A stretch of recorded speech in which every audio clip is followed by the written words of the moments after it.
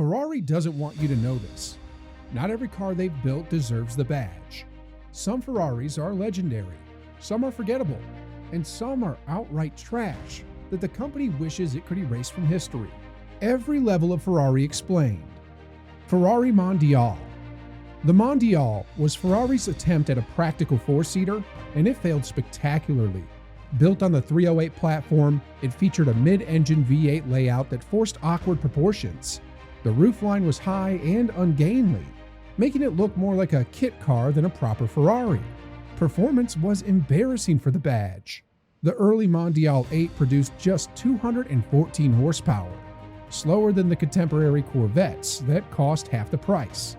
The interior cramped 4 adults into a space designed for 2, and the rear seats were unusable for anyone over 5 feet tall. Ferrari marketed it as a family GT, but families who could afford Ferraris weren't interested in compromise. The Mondial spent decades as the cheapest Ferrari you could buy, a reputation it still carries. Collectors avoided it, enthusiasts mocked it, and the company quietly distanced itself from the nameplate. It sits here because it represents everything Ferrari shouldn't be: slow, ugly, and desperate for sales. Ferrari 400 and 412. When Ferrari partnered with Pininfarina to create a luxury Grand Tourer, the result was the 400, later updated as the 412. It was the first Ferrari offered with an automatic transmission, a decision that horrified purists. The car featured a front-engine V12 layout, but the power delivery was muted and refined rather than explosive. The styling was polarizing. Pininfarina gave it sharp angles and a formal appearance that looked more Maserati than Ferrari. The proportions were awkward, with a long hood and a stubby rear deck that disrupted visual flow. Inside, the 400 borrowed switchgear and components from Fiat and Lancia, stripping away any sense of exclusivity. The automatic transmission, sourced from GM, was sluggish and unresponsive. Ferrari built these cars for wealthy executives who wanted comfort over performance, and the market responded with indifference. Production numbers were low and depreciation was severe. The 400 and 412 belongs here because it abandoned Ferrari's core identity in pursuit of a customer base that didn't exist. Ferrari California. The California was Ferrari's entry-level model, designed to attract new buyers who found the brand intimidating. It featured a retractable hardtop, front-engine V8, and styling that aimed for elegance but landed on bland. Enthusiasts immediately labeled it the Secretary's Ferrari, a car bought for status rather than passion. The California's dual-clutch transmission was smooth, but the driving experience felt sanitized. It lacked the raw edge that defined Ferrari's mid-engine cars, instead offering comfort and refinement. The problem was that buyers cross-shopping the California weren't comparing it to other Ferraris. They were comparing it to Porsche 911s, which offered sharper dynamics at a lower price. Ferrari's attempt to broaden its appeal backfired. The California became the rental fleet favorite in Las Vegas and Miami, diluting the brand's exclusivity. Values plummeted faster than any modern Ferrari, and owners traded them in as soon as something better arrived. It sits here because it was built to sell, not to inspire. Ferrari chased volume over legacy, and the California paid the price. Ferrari 348. The 348 arrived as the successor to the beloved 328, and it disappointed on nearly every front. Ferrari designed it to look modern with sharp angles and aggressive air intakes, but the execution felt unfinished. The car sat on a modified Testarossa chassis, which created handling issues that plagued owners. The 348 suffered from snap oversteer that made it dangerous at the limit. Automotive journalists reported that the rear end would step out without warning, punishing drivers who pushed too hard. The engine, a 3.4-liter V8, produced 300 horsepower but felt sluggish compared to competitors. Contemporary Porsches offered similar performance with better reliability and sharper dynamics. The 348's interior was dated, with switchgear borrowed from Fiat parts bins and build quality that felt cheap for the price. Ferrari sold the 348 for 6 years, but even loyal customers grew frustrated with its flaws. The company rushed a mid-cycle refresh with the 348 Spider and later variants, but the fundamental problems Values today reflect its reputation. The 348 is the Ferrari that enthusiasts skip when building collections. It belongs here because it failed to deliver on the promise of its predecessors while introducing new problems that tarnished the brand. Ferrari 456 GT GTA. The 456 was Ferrari's front-engine Grand Tourer designed to compete with luxury coupes from Aston Martin and Bentley. It featured a 5.5-liter V12 producing 436 horsepower. Impressive on paper, but compromised in execution. The 456 was heavy, weighing over 3,800 pounds, which dulled the driving experience. The handling lacked the precision expected from Ferrari, feeling more like a cruiser than a sports car. Pininfarina designed the exterior, and while the proportions were clean, the style lacked drama. It looked expensive, but forgettable, blending into traffic rather than commanding attention. The interior offered luxury materials, but the layout felt cramped despite the car's size. Rear seats were present but useless, and cargo space was minimal. Ferrari offered the 456M as an updated version in 1998, addressing some issues but failing to fix the car's fundamental identity crisis. The 456 couldn't decide if it was a GT car or a sports car, and it excelled at neither. Maintenance costs were astronomical, with major services requiring engine-out procedures that cost more than cars. It sits here because it was competent but soulless, a Ferrari built for clients who prioritized comfort over character. Ferrari F355 Berlinetta. The F355 is controversial to place in this tier because many enthusiasts consider it a turning point for Ferrari. It featured a 3.5-liter V8 that produced 375 horsepower and revved to 8,500 RPM, delivering a soundtrack that defined the era. The styling was aggressive and purposeful, with integrated aerodynamics that improved on the 348's awkward design. However, the 355 earned its reputation as one of the most unreliable Ferraris ever built. The engine was prone to catastrophic valve guide failures and required complete rebuilds costing upwards of $20,000. Owners reported that regular maintenance alone could exceed $10,000 annually, even if nothing went wrong. The 355's electronics were fragile, with sensors and modules failing regularly. Climate control systems, power windows, and dashboard displays frequently malfunctioned, turning ownership into a constant battle with gremlins. Ferrari also designed the exhaust manifolds to crack under heat stress, a flaw so common that aftermarket companies built entire businesses around replacement headers. Despite these issues, the F355 drives beautifully when it works. The gated manual transmission, hydraulic steering, and naturally aspirated V8 deliver an analog experience that modern Ferraris can't replicate. The 355 belongs here because it proves that even great driving dynamics can't overcome poor engineering and reliability issues that make ownership a nightmare. Ferrari 550 Maranello. The 550 Maranello marked Ferrari's return to front-engine V12 GT cars after the Testarossas mid-engine era. It featured a 5.5-liter V12 producing 485 horsepower, wrapped in Pininfarina styling that balanced elegance with aggression. The 550 was fast, capable of hitting 199 miles per hour, making it one of the quickest Ferraris of its time. The handling was surprisingly sharp for a front-engine car, with near-perfect weight distribution that defied expectations. However, the 550 lived in the shadow of its predecessor, the F512M, and its successor, the 575M Maranello. Enthusiasts praised its performance but criticized its lack of character compared to mid-engine alternatives. The interior was luxurious but conservative, offering little excitement beyond leather and aluminum accents. The 550 also suffered from an identity crisis. It was marketed as a Grand Tourer, yet it competed against the 360 Modena in performance. Buyers couldn't decide which role it was meant to fill. Particularly the 550 Barchetta Limited Edition has become highly collectible, but the standard coupe remains overlooked. Values have risen in recent years as collectors recognize its engineering merit, yet it still doesn't command the respect of true icons. The 550 sits here because it was well executed and competent, but it never captured the imagination the way Ferrari's best cars do. Ferrari 612 Scaglietti. The 612 Scaglietti was Ferrari's four-seat Grand Tourer built to replace the 456. It featured a 5.7-liter V12 producing 533 horsepower and a styling penned by Pininfarina. The proportions were clean, but the design lacked aggression. It looked expensive, but forgettable, more suited to a corporate parking lot than a racetrack. The 612 was fast, hitting 60 miles per hour in just over 4 seconds, but the driving experience felt disconnected.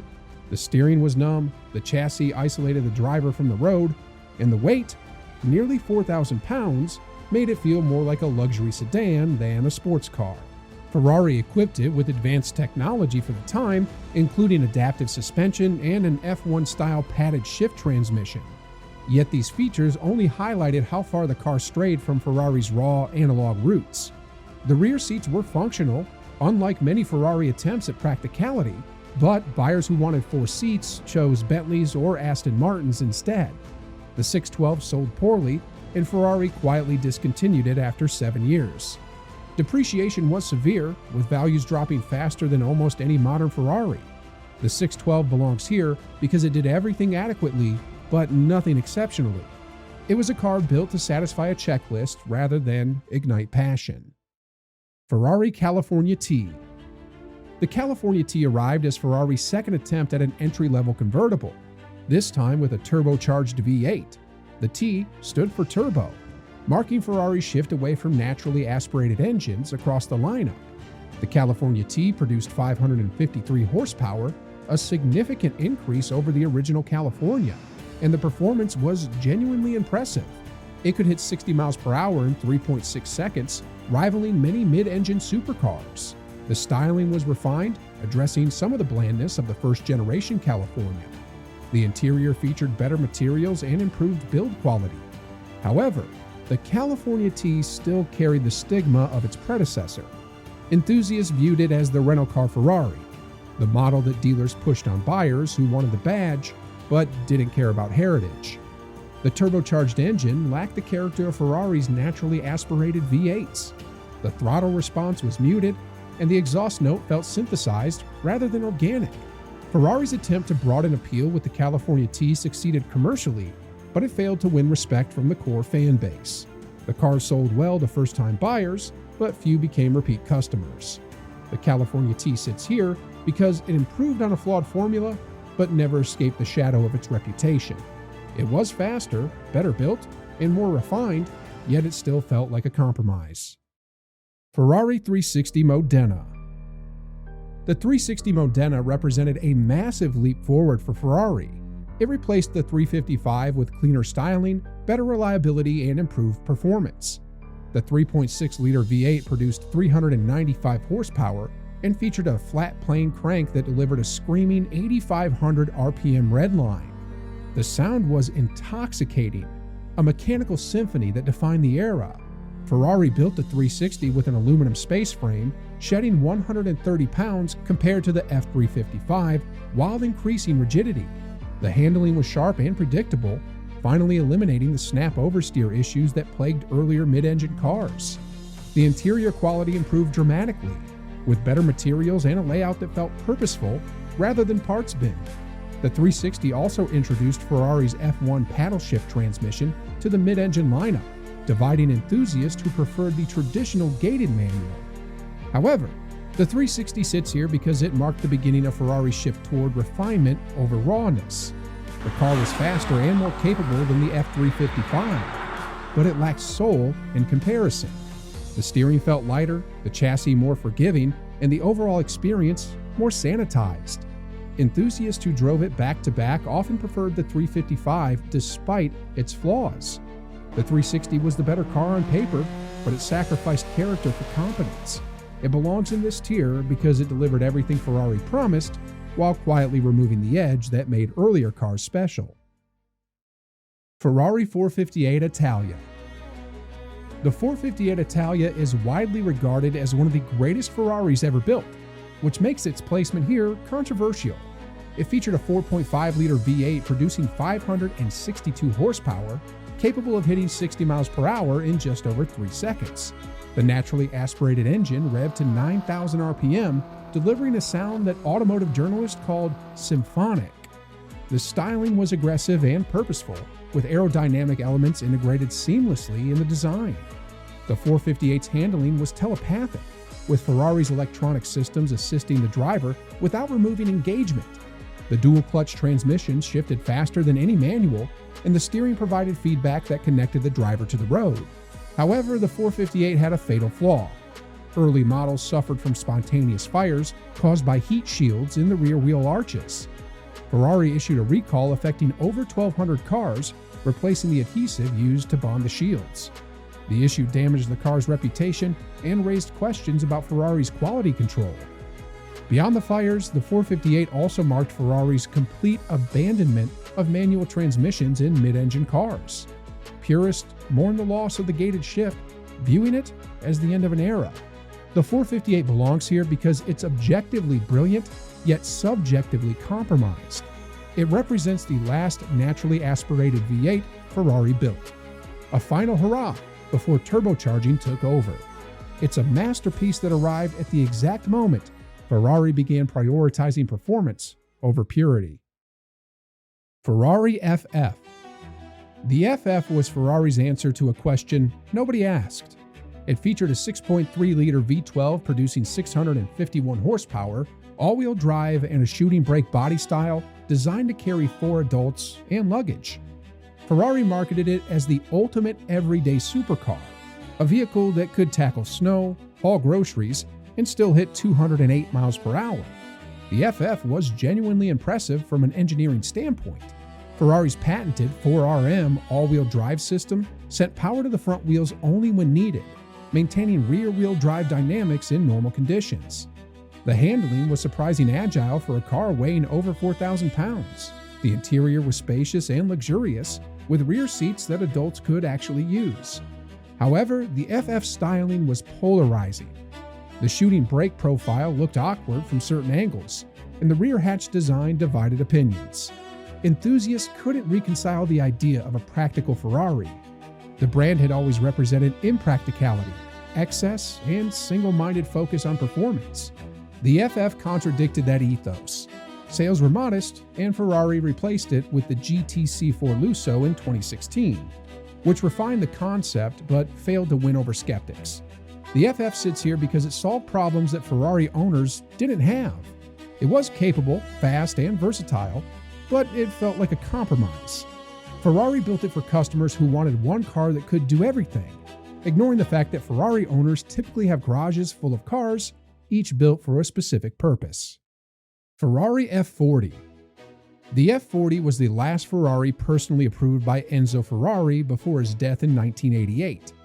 Built to celebrate the company's 40th anniversary, it was designed as a pure, uncompromising supercar.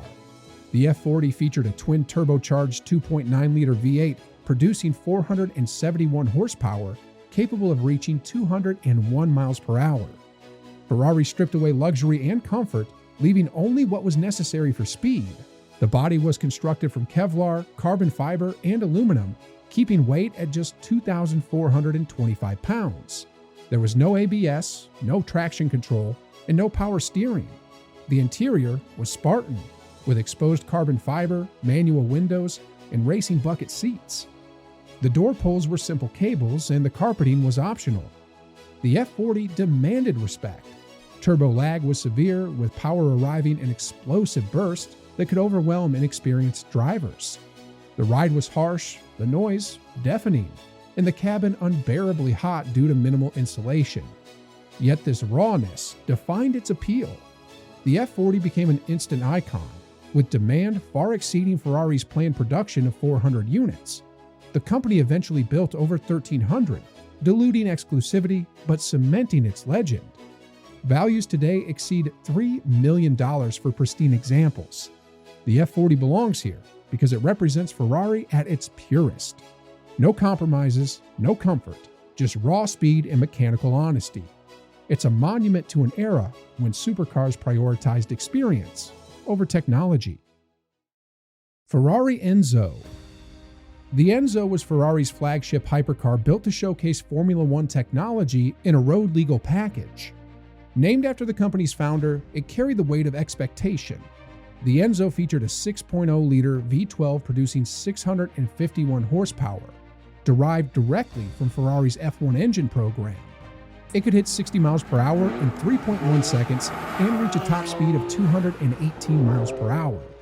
The design was polarizing.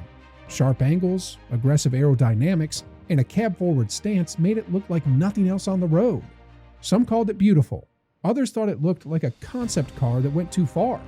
The interior was driver-focused, with a Formula One-inspired steering wheel and a cockpit that wrapped around the occupant. Ferrari incorporated F1 technology throughout, including carbon ceramic brakes, active aerodynamics, and a semi-automatic transmission that shifted in 150 milliseconds. Only 400 units were produced, with Ferrari hand-selecting buyers based on brand loyalty and collection history.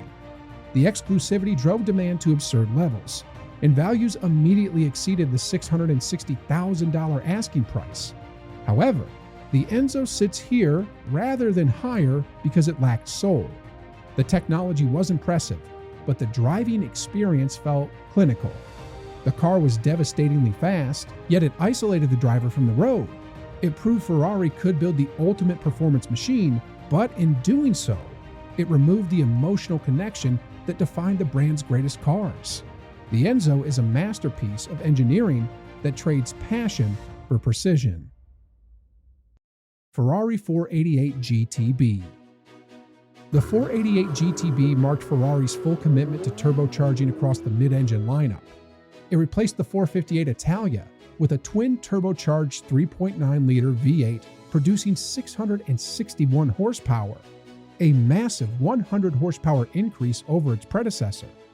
The performance was staggering: 0 to 60 miles per hour in 2.8 seconds, a top speed of 205 miles per hour, and lap times that embarrassed supercars costing twice as much. Ferrari worked obsessively to minimize turbo lag, using advanced boost control and exhaust tuning to create a throttle response that felt nearly instantaneous. The 488 was faster than the 458 in every measurable way, yet enthusiasts mourned what was lost. The naturally aspirated scream of the 458's engine was replaced with a muted, synthesized exhaust note. The sound was engineered to mimic aggression, but it lacked authenticity. Ferrari added speakers inside the cabin to amplify engine noise, a trick that purists viewed as cheating. The handling remained telepathic, with Ferrari's side slip control system allowing drivers to drift with confidence. The technology was brilliant, making average drivers feel like professionals. However, that accessibility came at a cost.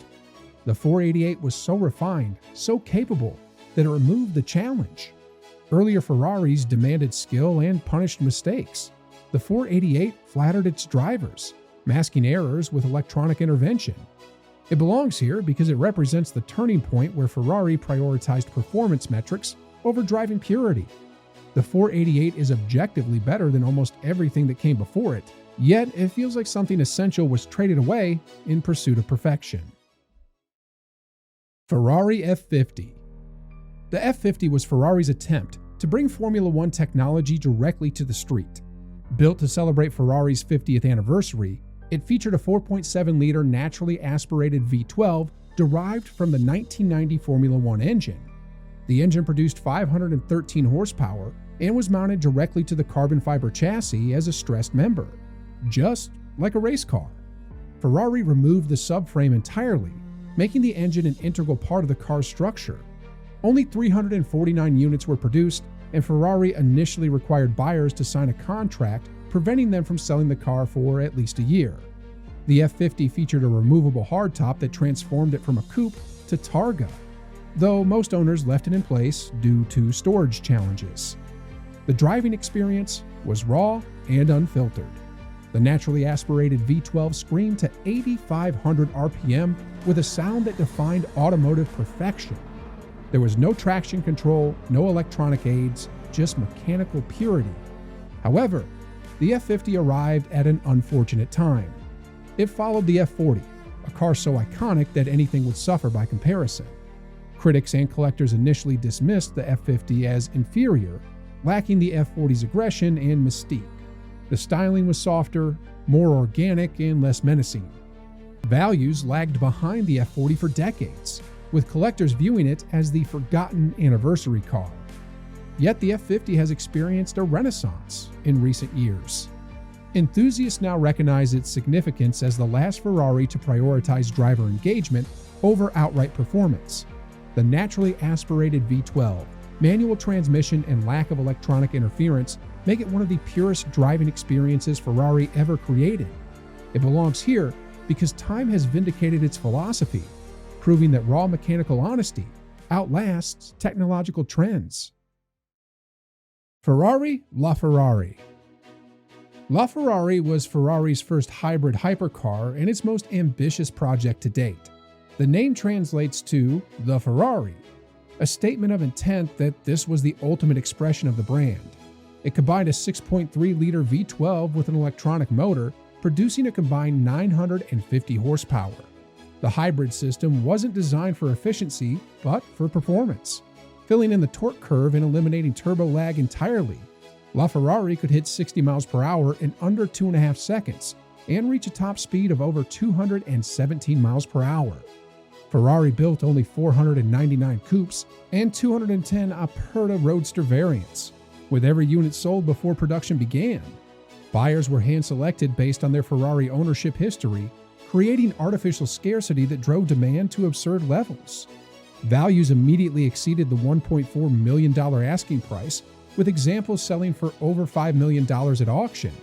The design was aggressive and sculptural, with active aerodynamics that adjusted based on speed and driving mode. The interior was driver-focused, with controls positioned for ergonomic perfection and materials that showcased Ferrari's craftsmanship. However, LaFerrari sits here rather than at the top because it represents a philosophical shift. Ferrari embraced hybrid technology not out of passion, but out of necessity, meeting emissions regulations while maintaining performance. The electric motor added weight and complexity, moving further from the mechanical simplicity that defined Ferrari's greatest cars. LaFerrari proved Ferrari could dominate the hypercar segment while adapting to modern constraints, but it did so by abandoning the purity that made the brand legendary. It's a technological masterpiece that trades soul for speed, brilliance for compliance. Ferrari 250 GT SWB. The 250 GT short wheelbase was Ferrari's dual-purpose masterpiece, a car equally at home on the racetrack or the street. Ferrari shortened the wheelbase of the 250 GT by 200 millimeters, improving agility and responsiveness. The result was a car that dominated GT racing while remaining civilized enough for daily use. The 250 SWB featured a 3.0-liter Colombo V12, producing around 280 horsepower, enough to compete against purpose-built race cars. Scaglietti crafted the aluminum bodywork, creating proportions that remain timeless decades later. The long hood, short rear deck, and muscular fenders conveyed power and elegance simultaneously. Ferrari built only 176 examples over 3 years, with variations including steel-bodied road cars and lightweight aluminum competition versions. The 250 SWB competed successfully at Le Mans, the Nürburgring, and countless other circuits, earning victories that cemented Ferrari's racing reputation. Drivers praised its balance, predictability, and the connection between steering input and response. Unlike modern Ferraris that rely on electronics, the 250 SWB demanded skill and rewarded precision. Today, the 250 GT SWB is one of the most valuable Ferraris ever built, with pristine examples selling for over $10 million. Collectors recognize it as the embodiment of Ferrari's dual identity, a car that raced on Sunday and drove on Monday without compromise. It belongs here because it represents an era when Ferrari didn't separate road cars from race cars. The 250 SWB proves that versatility and performance aren't mutually exclusive, and that true greatness doesn't require choosing between track capability and road manners. Ferrari 250 GTO. The 250 GTO is not just the greatest Ferrari ever built, it's the most valuable car in history. Ferrari created it for one purpose: to dominate GT racing under the FIA's homologation rules. The GTO Gran Turismo Omologato featured a 3.0-liter V12 producing around 300 horsepower, wrapped in bodywork designed by Giozzo Bizzarini and refined in Pininfarina's wind tunnel. The aerodynamics were revolutionary for the era, With a low nose, integrated spoiler, and sculpted sides that reduce drag while increasing downforce, Ferrari built only 36 examples between 1962 and 1964, and the car dominated its competition. It won the FIA GT World Championship in 1962, 1963, and 1964, cementing its legacy as one of the most successful race cars ever built. Drivers described the GTO as perfectly balanced, with steering that communicated every detail of the road surface and a chassis that rewarded aggression. The sound of the V12 at full throttle became the defining voice of Ferrari's racing program.